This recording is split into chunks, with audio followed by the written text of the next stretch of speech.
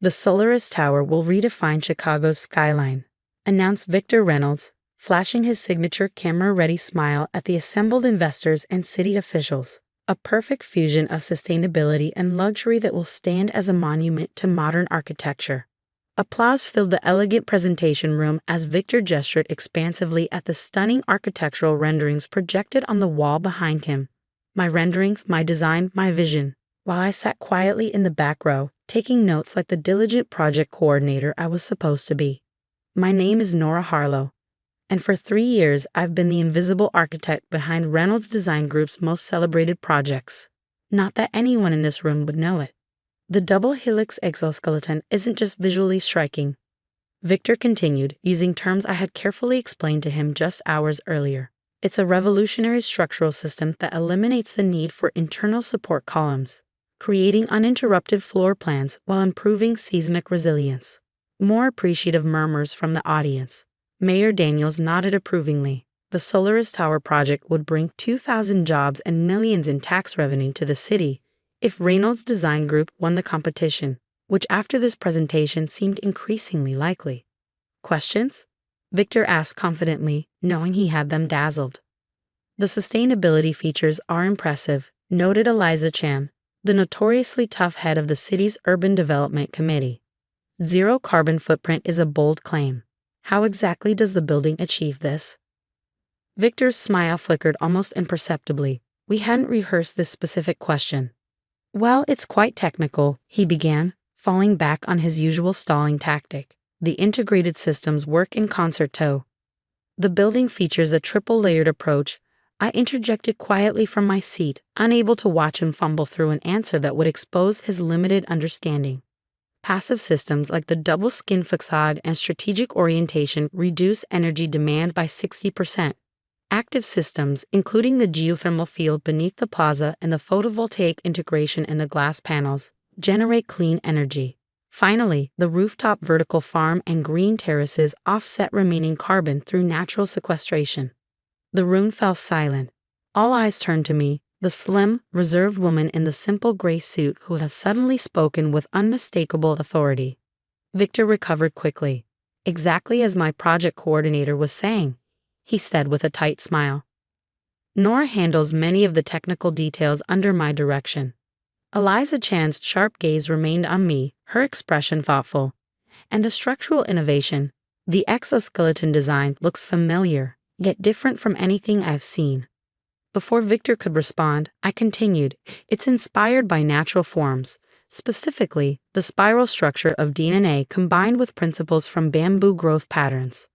The diagonal supports create triangulated load paths that distribute stress more efficiently than conventional systems, allowing for the column-free interiors while using 40% less steel.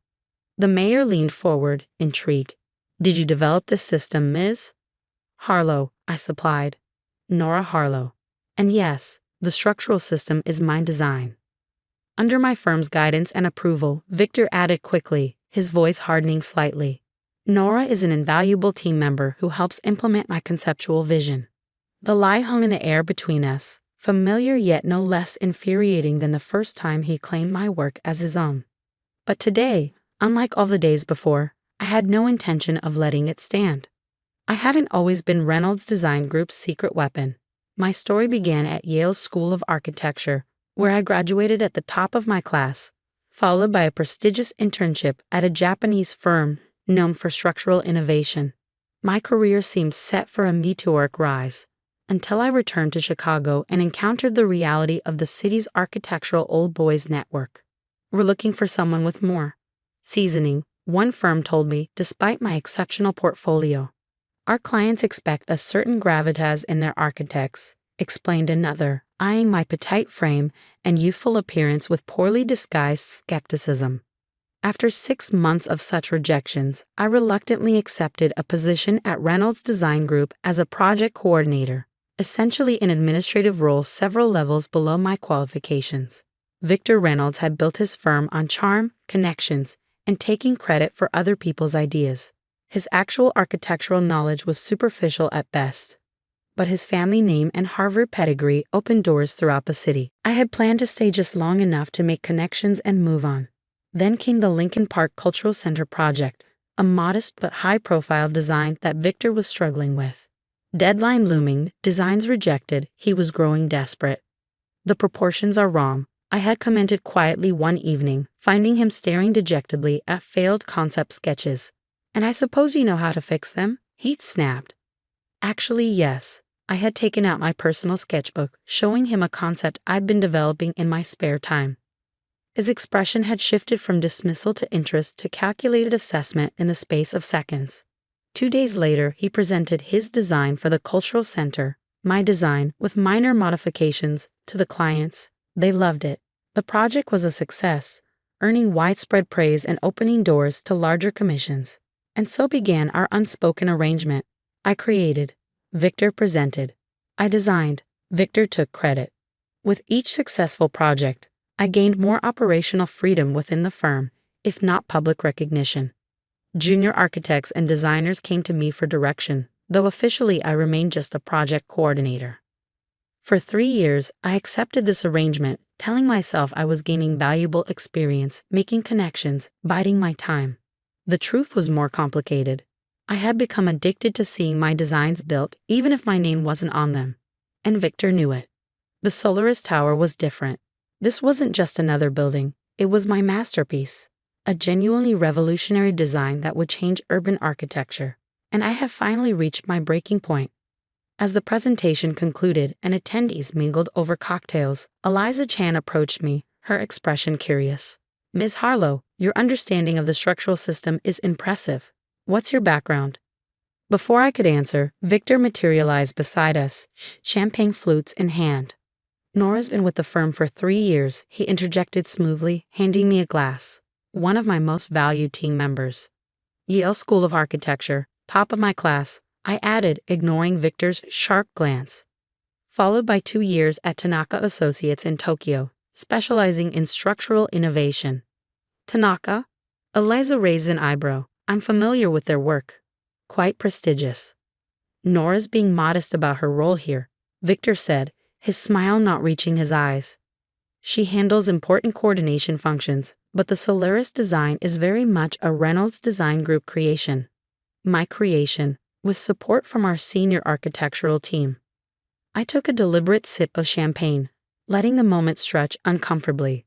"That's interesting," I finally said, considering I have dated design development drawings going back 18 months with my signature on every page. Victor's smile froze. "Well, all our team members contribute. And the structural system that's being called revolutionary? I hold the provisional patent on it." The glass in Victor's hand trembled slightly. "I think you're confused about intellectual property laws regarding work done while employed. I filed the patent before joining Reynolds Design Group," I clarified calmly. "I've simply been developing it since then, on my own time, meticulously documented as personal work." Eliza Chan watched this exchange with growing interest, her shrewd eyes moving between us. "Perhaps we should continue this discussion privately," Victor suggested tightly, his public persona slipping. "I'm afraid I don't have time for a private discussion," I replied. "I have a meeting with the selection committee in 30 minutes. This was news to Victor. "What selection committee?"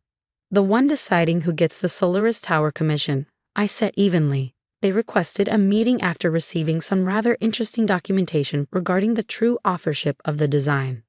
The blood drained from Victor's face as the implications hit him.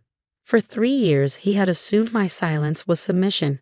He had never considered that I might be documenting everything, building a case, waiting for the perfect moment to reclaim my work. That moment had arrived. "You can't do this," he hissed, dropping all pretense of civility. "You signed contracts." "I signed an employment agreement as a project coordinator," I corrected him.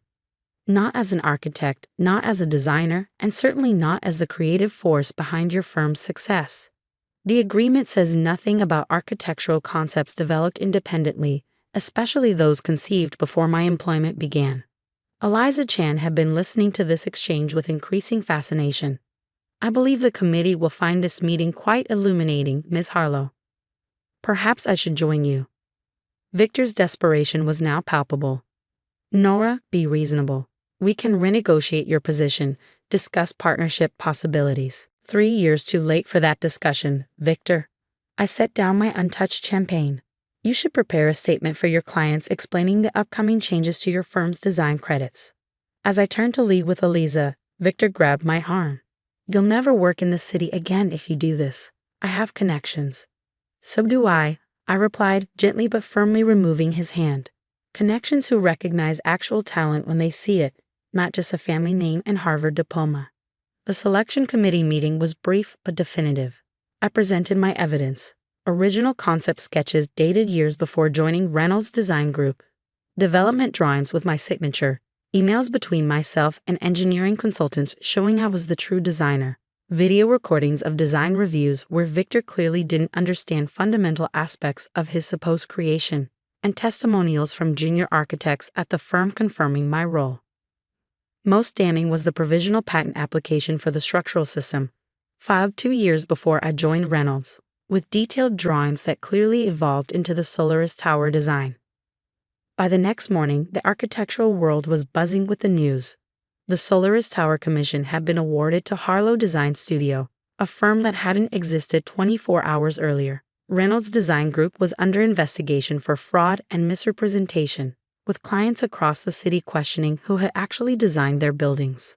Victor issued a press statement claiming I had stolen his concepts, an allegation that crumbled when confronted with my mountain of evidence. His firm's reputation, built on taking credit for others' work, collapsed as quickly as a flawed foundation. 3 months later, I stood at the Solaris Tower groundbreaking ceremony, hard hat on, ceremonial shovel in hand.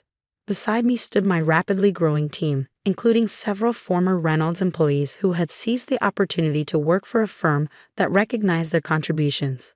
Mayor Daniels made a speech about innovation and integrity. Eliza Chan nodded approvingly from the front row, and Victor Reynolds was nowhere to be seen. Last I heard, he had moved to Miami, trying to rebuild his career far from the Chicago scandal that now bore his name. A reporter approached me after the ceremony. Ms. Harlow, you worked silently in Victor Reynolds' shadow for 3 years while he took credit for your designs. Why wait so long to expose the truth?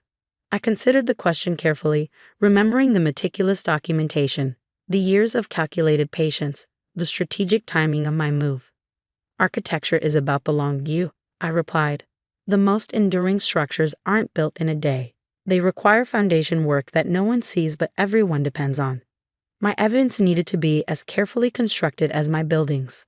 And did you plan this all along? From the day you joined his firm? I smiled.